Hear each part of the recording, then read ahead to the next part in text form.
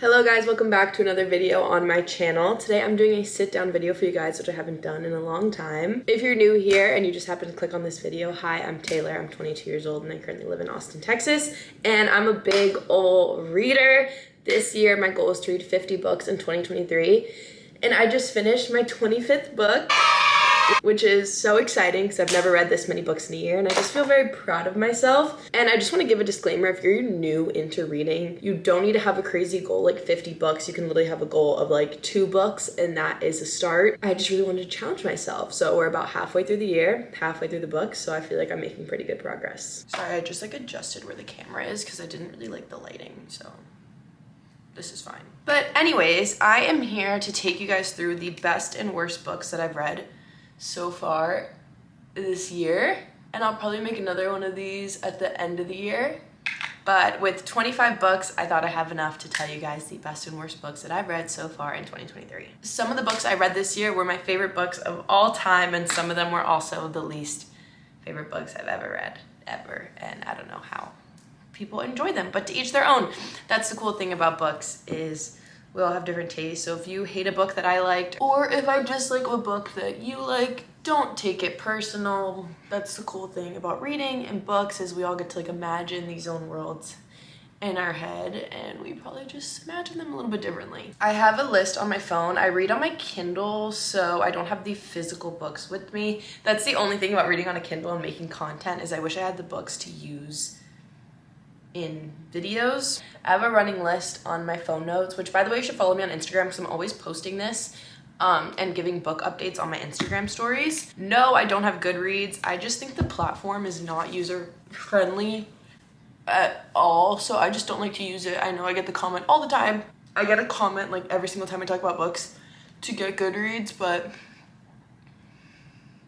it's just not my thing. But don't worry, Instagram stories have like all of my book things. So I feel like I'm just gonna get into it. And if you couldn't tell, I'm also gonna be doing a little get ready with me while I talk, because I find that makes it a little more interesting than me just sitting here. I'll have a lot of the products I'm using on my face link down below, as well as the link to my must reads and every book I've ever read. So many links will be in the description box. I think I'm going to start worst books first so we can end on a happy note. And these are like not really in any order. I'm just going in the order that like I read them in off my phone notes. And this book I gave a 1 star, and it was Hook, Line, and Sinker, which is the sequel to It Happened One Summer. Now, It Happened One Summer was like cute and whatever, but the reason I did not like the second one, I just didn't think it needed to exist, and that's because it was so predictable, and the first book was predictable too. But at least in the first book, you were being introduced to the story. So in the second book, it was predictable and you already knew the story, you already knew the characters. It just felt like a book I didn't need to be reading. Basically, the first book is like these 2 daughters go to this small fishing town, and then yada, yada, yada. It's very obvious. This little influencer, stuck-up girly, is gonna fall in love with a little fisherman dude, very obvious. And she has a sister that's kind of into like another guy on this island. So then the second book follows the sister, and I was like, this is so predictable and boring. I just didn't think it needed to be a book. It was giving nothing. I literally thought it gave nothing. I don't like sequels for the point of sequels, and like this is kind of an unpopular opinion of mine. I don't like smut books. I don't like spicy books. I like romance books that are more dramas than just like sexual buildup, and I feel like it took so long for them to like get together, and I just didn't freaking like it. I wish it had a little bit more plot, but that's the thing with smut books, is like the plot doesn't exist. Next, okay, I said we were doing no particular order. I will say that this was the worst book I read this year. I have a overwhelming sense of hatred for this book, and the book is Maybe Someday by Colleen Hoover. Colleen Hoover is obviously a little controversial in the book space. You either love her or you hate her. In my opinion, if you're starting out reading, I think she's great for someone trying to get into reading, but once you've like expanded your reading taste, you realize the books just aren't that good. But I digress. Maybe Someday was truly awful. I just hated the storyline. I thought the storyline was so for lack of a better word, dumb. So basically this girl's boyfriend cheats on her with her roommate, so obviously she needs to move out to not be with the home-wrecking whore. So she moves in with like this guy from like in her apartment complex. Like he lets her stay with them. But he has a girlfriend and is like literally cheating on his freaking girlfriend with her. But don't worry, it gets better. So one, I don't fuck with like a cheating love story. Like that's not cute. I don't like it. This is where the story is weird. The guy that she now lives with and is like in love with is a deaf musician. So cool, but just random, right? Like, okay, random. Their other roommate is this girl that's like a Hooters girl. Random. Okay, now get this, it gets better. So if you're like, oh my god, what? Get this. The girlfriend that he's cheating on, spoiler alert, by the way. The girlfriend that he's cheating on is terminally ill. The deaf musician who's roommates with the Hooters girl is cheating on his terminally ill girlfriend with this random girl from the apartment complex. What the hell storyline is that? I don't know. I was just like this. I couldn't even be like, oh my god, their love story's so cute. I'm like, homie, you're like cheating on your girlfriend, and like I just don't find it cute. And then in the end, somehow the terminally ill girlfriend was like okay with it. What? Like, no. I hated this book. I thought the storyline was so unbelievably, I'm like getting angry. I'm like patting my face like angrily. I thought the storyline was so stupid and I just like couldn't. So that was like the worst book I read this year. Like I give it 0 stars. And it's a series too, which is crazy. So if you did like it, you can read about it like 4 more times. Couldn't be me. Am I the weirdo for not loving a story of someone cheating on their terminally ill girlfriend? This is actually the last one I'm going to talk about for worst books because there's a lot of just like okay books in the mix that weren't the best, weren't the worst, but this is the last one that I just really didn't like. I gave it a 2.5 out of 5 and honestly it might have been a little generous. And this book was Hotel Nantucket by Ellen Hildebrand, which I feel like this is a very unpopular opinion because I think people like die for Ellen Hildebrand books. But this book I just didn't love, and this is gonna be hard for me to explain, I think, but I'm gonna try to put it in words as best as possible. I didn't get what we were trying to find out by reading the book. So normally when you're reading a book, you can tell what you're looking for. You're looking for, is someone gonna die? Are they gonna fall in love? Are they gonna find the killer? Blah, blah, blah, blah. You know the resolution that you're looking for and like what you're aiming to find out by the end of the book. And reading this book, I was like, what's the point? What is the point of what we're following here? Who are we like most focused on? Like, I was just kind of like, why am I reading this? I didn't understand the point of the book. And I feel like that's the best way I can put it. There's also like a ghost in the book and I don't love that. I don't love a ghost moment. Not my favorite. It wasn't done horribly, the ghost, but it also wasn't done great. I think they could have hinted that the hotel was haunted without making the ghost a character. I don't know. It wasn't for me. I wasn't a fan. I just didn't quite understand the point. So that's kind of all I have to say because I didn't get it. Didn't get the theme, didn't get the message, didn't resonate with me. Now let's talk about the best books I've read this year because when I say these are the best books I've read this year, they're also the best books I've read in my life. These are all 5-star rated by me.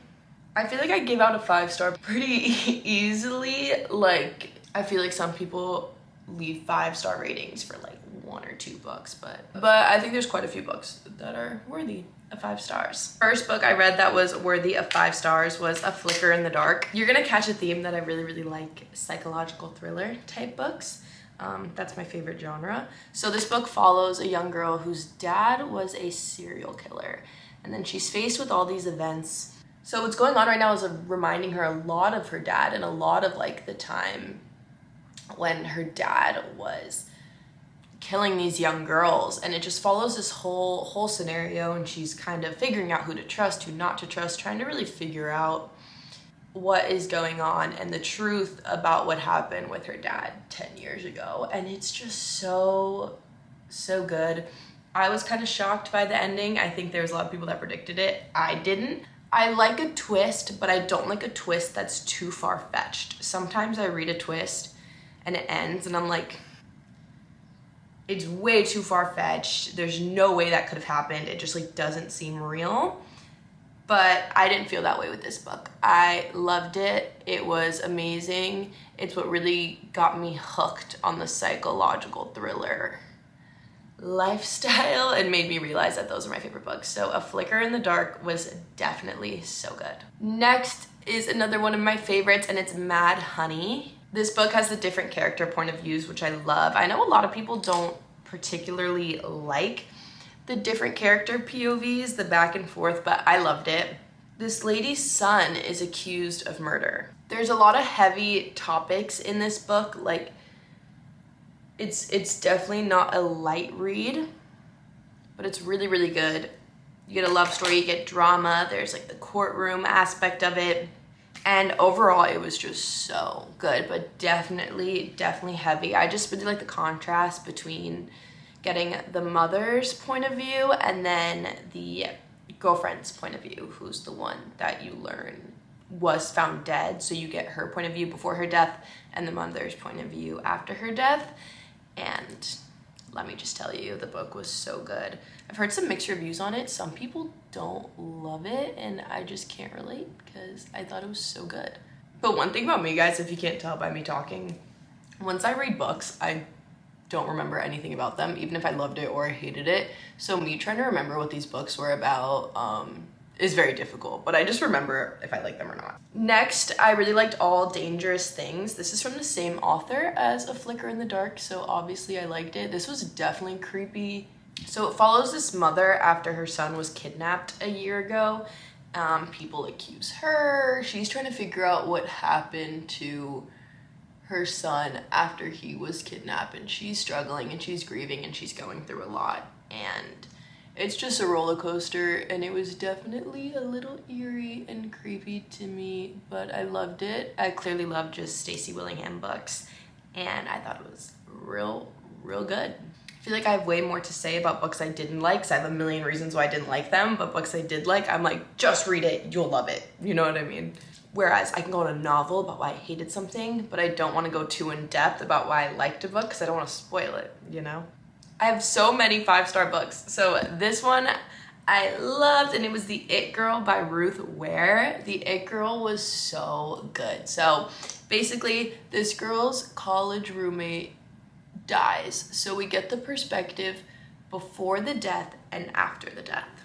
Her roommate was the one that found her body and reported who she thought the suspect was, and the suspect that she reported to the police was the one eventually like put behind bars. So she gets some news, and it kind of makes her spiral back into, oh my God, did I tell the police that the right person did it? Was I right? Do we actually know who killed April, her roommate? So we follow Hannah, I think was her name. We follow Hannah trying to figure this all out of who actually killed April, the it girl, the cool college girl.